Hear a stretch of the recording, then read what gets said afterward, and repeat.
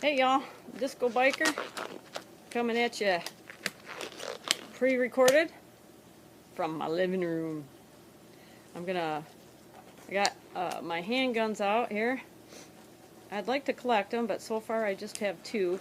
When I bought them, I couldn't afford to buy them outright, so like I would do it like a layaway plan and trade in. So I had a couple revolvers, and when I got my first gun, which was the the Taurus 380, I traded in one of my pistols, and then a while later I had enough money to order up my Walther P22, so then I traded in another revolver along with a holster, leather holster that somebody gave me.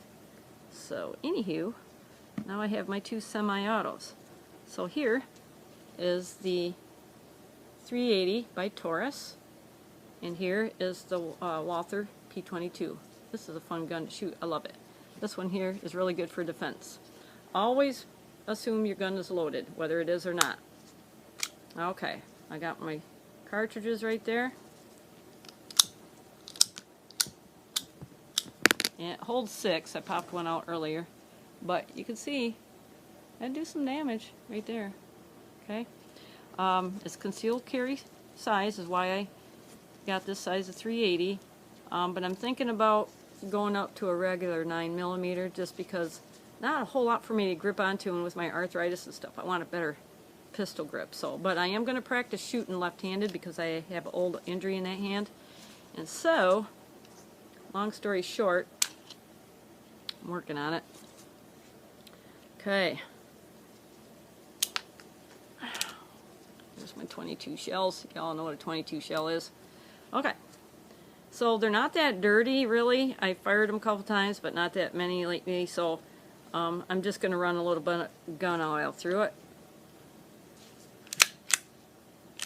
Make sure there's nothing in there. Always assume a gun is loaded, okay? Got it cracked open.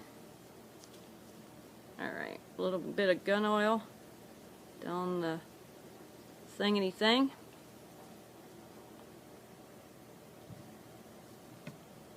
Run the snake through it. I got a snake for my Walther, and I got a snake for the 380. It just makes life a lot easier when it comes to cleaning pistols. You know, with rifles it's a little bit easier because you got the rods and the, I think that's wrong, snake. You got the rods and the wads and the patches and stuff. With these, just run the snake through it. It's pretty easy.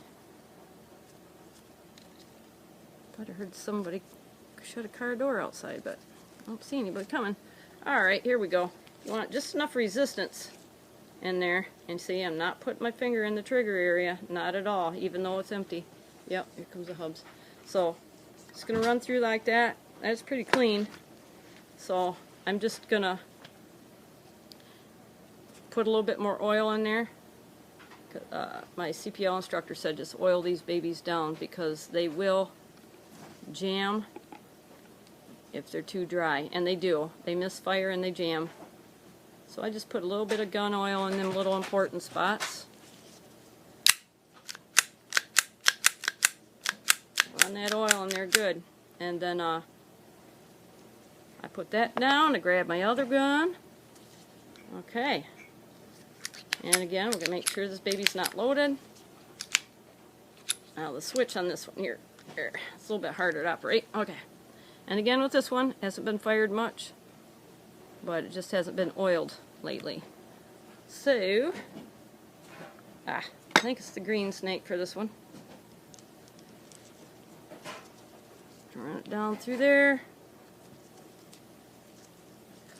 Yeah. And this green snake has just a little bit of copper bristle there for the ornery parts. And I already checked down in here in the pistol grip. It's clean. So I'm just going to make sure a little bit of oil's in there is all. Okay. And usually, you know, I scrub with the toothbrush, but I already looked through with the toothbrush earlier, and it's just not really dirty. A couple times with the snake took care of it. So just put a little oil on there. Drop of oil back here. Boop. Okay. gets a little messy, so that's where the gloves come in handy. Alright, my stubborn switch here. There we go. Work that back and forth. Okay, so I have a nicely oiled gun. Two nicely oiled guns. And if it's dripping out a little bit, that just means it's lubed up well. It's not going to hurt a thing. It's going to keep it nice and lubricated, make it easier for them cartridges to eject. So, here we go. And I took all the cartridges out of the 380 magazine, and because I noticed it was a little dirty. So I just wipe it off with my oily rag and the oil from the gun to help clean and lube up my cartridge. And I will just reload, you know, like that. 2, slippery. 3, 4, 5, 6 of them for the 380. Stick that puppy in there. Alright, there's no safety on that, but it takes a little bit of pressure to shoot that one. Alright, my Walther P22, all lubed up, ready to go.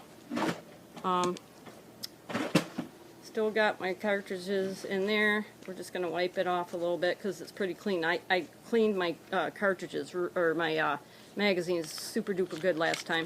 So you got to stick that back in there in order to bring the hammer back down. You got to have the magazine in there, it won't work. It's got to have something in there. So anyway, this one, I have to be careful because there's somebody else in the house. This one right here, it has the safety. And it's got a really good line of sight right there. This is a fun gun to shoot. It's got a really good grip on it. Keep it oiled up. Like I said, this one will misfire. It'll jam. You got to keep it greased up. So anyways, my 2 fun guns for protection and for target shooting. And yeah, the 380 even for shooting deer, for deer hunting. Got my little holsters. I got an ankle holster in my backpack if I want to, you know, do a conceal. So that's that. Hope you enjoyed it. If you have any questions about either gun, just leave it in the comments and I'll get back to you. And have fun, but be safe, and keep your target skills up to date. Peace out.